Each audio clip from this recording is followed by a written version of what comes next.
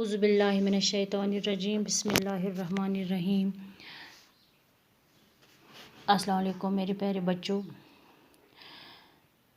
बच्चों आज क्लास सेकंडुक मे अख टॉपिक तुलमुत मैथ सब्जेक्टुक यमुक नाव हाउ कैन यू एड। एस या तुह कित कन हेको जमा करित। एड गो जमा कर यथ उर्दू पॉइंट वनान जमा करना या यथ कशर पॉइंट वनान वल वो करो इस जमा।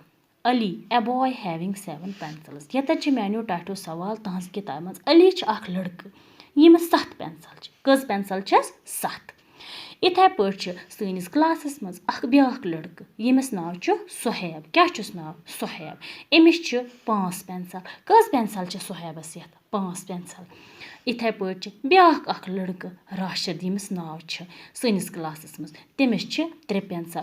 यानी कज लड़कि सैनिस क्लासस मज अख गो अली ब्याख गो सुहैब ब्याख गो राशिद। अलियस यथ 5 पेंसिल अलियस यथ 7 पेंसिल सुहैबस यथ 5 पेंसिल राशिदस यथ 3 पेंसिल। वुच अस वुचन हम 3 लड़कि 3 लड़कन 3 डिफरेंट क्वांटिटी हंद पेंसिल। अकिस यथ 7 अकिस यथ 5 अकिस यथ 3। यह वो सोरी वुचन 3 लड़कन यथ कत्या पेंसिल वो करो इस जमा कस यथ कत्या पेंसिल सारी पेंसिल कत्या सपोज अलियस यथ 7 पेंसिल मे बनमित यत पेंसिल 7 1 2 3 4 5 6 तो 7 कज बनमित 7 कज बनमित 7। इथे पे अस ब्याख लड़कि क्लासस मज सुहैब तमिस यथ कज पेंसिल 3 1 2 3 4 तो 5 तमिस यथ 5 पेंसिल। यह गुजरो मे यमस यथ 7 यमस यथ 5। इथे कन अस क्लासस मज ब्याख अख लड़कि तस क्या नाव राशिद। मैनो बच्चो तमिस क्या नाव राशिद। राशिदस यथ कज पेंसिल तमिस यथ 3 पेंसिल। वला गुजरो यम पेंसिल कज 1 2 तो 3। यानी कि राशिदस यथ कत्या पेंसिल वुच अस वुचन सारी पेंसिल कत्या